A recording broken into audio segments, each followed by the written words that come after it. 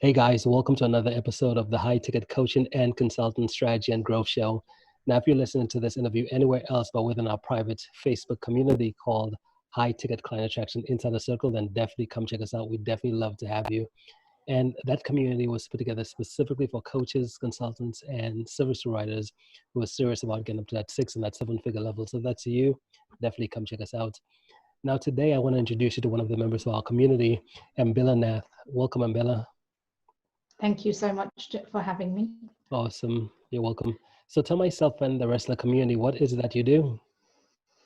I am a spiritual dating and relationship coach. So that basically translates to I help you to find the right person for you. But because there's an element of spirituality involved, what that basically means is that when you're working with me, we're doing a lot more inner work to shift all of those pains and bad negative experiences you've had with past loves so that you can find the right one.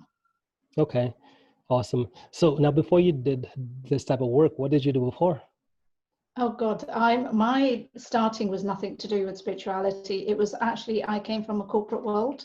So I was in IT consulting, traveling the world, living this, wonderful businessy life.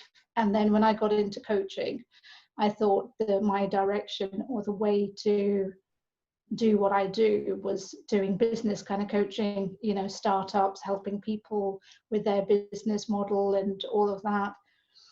And and spirituality was just something that was developing on the side. So yeah, they one day combined together, hence I am where I am. But yeah, I come from a very corporate background, very logic based, very get the goals, get those tasks done, that kind of format. Okay. And what got you to the path for wanting to become a date and relationship type coach? When I started coaching, which was a very long time ago, because unlike the US, where coaching has been around forever, in UK it wasn't. When it came, I think around 2003 was when I qualified, and it was just coming, but it was coming in the corporate world and not so much in the personal development world. And it took time to kind of get that going, but for me, my journey was very much that I've always been passionate in terms of getting to know people, wanting to know how we function, passionate about body language and just anything and everything about understanding a person and how we are. And I was always getting people coming to me relating to dating, relationship, that kind of advice. Even though I went into the logic based of starting businesses, helping with business models, everybody in the background was always about dating and relationship. And I thought, you know what, I've just got to own it. And that's basically what I ended up doing, going, that's what I'm going to own, because majority of my clients were relating to that anyway. And so when I kind of picked that niche, things just kind of took off even more. Awesome. And what's your why? What's your why for where you are in your business and why you do what you do at the moment? My why is that what I touched on before is that I'm passionate about people and wanting to help and really understanding what's in the deeper side of us. So once we can kind of clear that block, it just ignites a passion in the sense that you can then move forward in creating whatever it is you want to do. It's not just about my niche, but I'm sure you have it the same in the business world, that once you get out of your comfort zone and the negative patterns that have been holding you back, then being able to see that person grow, change, have those light bulb moments of changing their life, that's my why. That's what I get back. It's that smile, that knowing that you're helping somebody move forward. Yeah, that makes it all the worthwhile. Awesome. Now, what about biggest mistakes? So someone in your niche, are there typical mistakes you see that just is repeated over and over by different individuals? Yeah, wouldn't say so much mistakes as in repeat patterns. It's the same language, different wording. And the majority comes from their own experiences of what they've known love to be. So a lot of that will be, they will start putting in roadblocks regarding, I've reached a certain age, so therefore I'm not going to find the right person. I've got to that, I keep on attracting the same kind of person, so therefore I'm going to keep making the same mistakes. The pool of men, women, partners, whatever you want to call them, just doesn't exist for me anymore. And everything boils down to their belief system. So it's not one pattern, but it's the pattern of their thought. That's the regularity that I experience a lot with my clients and the people that I end up working with. So it's helping them to shift that, helping them to kind of realize where the roadblocks are and how they can find their own way through tunnels, or driving through maybe a detour or whatever to get to where they want to be, but giving them that continuous empowerment that it can be done, and guiding and holding their hand through that process. Yeah. And it's so interesting, right? So in life, we almost like we talk ourselves out of what we want to do or what we want, almost like because we just feel like, well, it's not for us and all these different things. So we put so many of these limits and beliefs on us, right? Yeah, completely. And again, as coaches, we pick a niche because for us that helps us to get our clients and recognize who we are. But fundamentally what we're working with, whether it's to do with relationships or work or business or home or anything or money, it all fundamentally comes back down to our belief system and our thoughts and how we're restricting ourselves from moving forward. And it's that element of pain, because nobody wants to feel pain, because they think feeling that pain is such a black hole, yet they don't realize that once they've released that black hole, that what they get after it is just so much better. But so many people just to, kind of get to that comfort zone of, okay, we're at the beginning of the tunnel, there's lots of darkness, I'm not going there, so I'm going to stay doing what I'm doing. And then they kind of sit there banging their heads against the wall going, but why isn't my life changing? Why is progression not happening for me? And and it's just kind of going, well, that's because you're not doing what you need to do to get to the other side. Yeah, awesome, love it. Now, what would you say is one skill you've really practiced that's gotten you to your level of success today? God, good question. There's just so many. One definite skill is listening and compassion. Well, that's two. Listening and compassion, but kind of hand in hand. Being a coach, you need to be able to see yourself through the eyes of your client and see the pain and what they're going through in order to be able to guide and help them. Because if I'm doing it from a subjective point of view of going, yeah, well, actually, okay, great, I hear what you're saying and here's the practical tools, you're not actually then showing them that understanding that, okay, yes, I feel what you've gone through. And I think having your own experience, having gone through those kinds of things, puts you in their shoes, makes it easier for you to be able to go, yeah, I can help you. But definitely listening and compassion in the niche that I'm in. Awesome. Now, what about success? What does success look like for a client when they've worked with you and they've achieved the results that they want? What does that look like? Success for me in a client is them having that change mindset. So make it very clear that I'm not a matchmaker. So the end result isn't that I pair you up with your ideal person and it's happy ever after. For me, it's about working with my client and helping them to change that belief system in themselves and their mindset.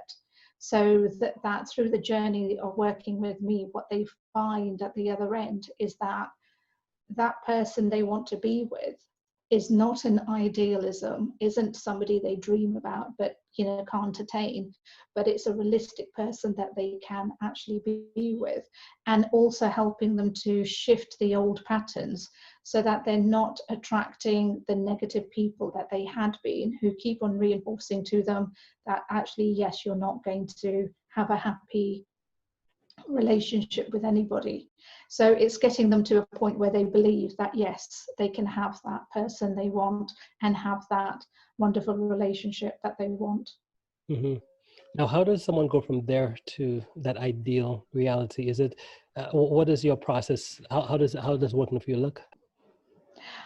My process is, I call it a 3-step process, but it's actually a 12-week long process. So what I'm doing is helping them to actually have that relationship with themselves first, because I strongly believe that if you don't have a relationship with yourself, it's difficult for you to have a relationship with other people, because all you're doing is projecting all of the stuff that's missing within to somebody else and hoping they will fill the gaps.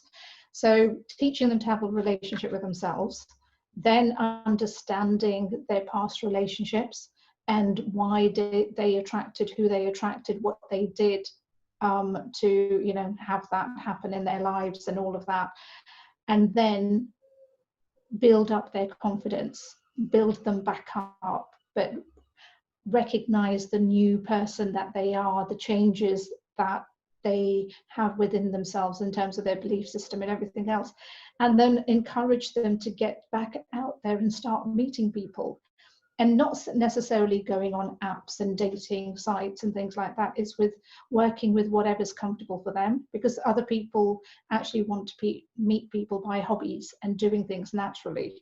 So as long as you can get people having that confidence to want to go out and meet people and be in a relationship and believe they can have love regardless of age, that's basically what my end result is. Hmm. Awesome. Now, is your business virtual? Do you have an office and do you meet clients in person as well? Is it mostly virtual? It's mostly virtual because we are now in an international zone, as they say, with regards to the internet and everything else. So I work both virtually, and having a Zoom conversation nowadays just feels as though you've got them in your living room. For any local client, I do meet them face to face as well. So I can work either or, very comfortable in each way. Hmm. Awesome. What about information? What do you how do you get? Are you a big reader? Do you listen to podcasts, videos? How do you get your current information? I get it through lots of varieties, because I myself, like anybody else, we always look at coaches who have walked our path. So I'm a great absorber of information. So I get my information via podcasts, because sometimes I just like listening to something in the background while I'm doing other things. I love watching YouTube videos of other speakers' information. I love reading blogs, and I read books. I'm better reading books online than I am nowadays actually picking up a hard copy, although occasionally I do love going back to that. And talking, I love talking to people. I love, like yourself, I love meeting new people. I love getting new viewpoints, because I don't claim to have it all. I don't claim to have all of the knowledge that can help all of my clients all at once, but I definitely love connecting with other people and just having new insights into life. Hmm. Awesome. What's do you have any big insights you'd like to share? Just maybe something you've learned over the past few maybe days, weeks. One of the major insights that's been coming back to me regarding a lot of conversations I've had has been about how, when you're in the business world, you are trained, and you are kind of subconsciously brought up that, you put your all in terms of getting your career, your business off the ground, spending, the hours you need, really dedicating yourself to getting, wherever you want to, regardless of the timeline, or having goals in place so that you have your 5-year, 10-year, whatever plan you want to call it. But nobody does that for relationships. Nobody does that kind amount of work for their relationships. I mean, when I say nobody, I don't mean generalizing, because I'm sure a lot of people may do, but a majority don't, because we're not trained that way. We're trained that, okay, once we've courted the person we want to be with, then we relax. Then it's kind of like, yeah, they're with us, so that's absolutely fine. And we maybe don't do the getting to know the person again once we're with them, finding out, growing with them, because we change every day. Our mindset changes every day. What we think was definitely different from what we thought this morning. We are constantly growing, we are constantly experiencing, we are constantly wanting new things. Dreams that we had yesterday may be different today due to experiences.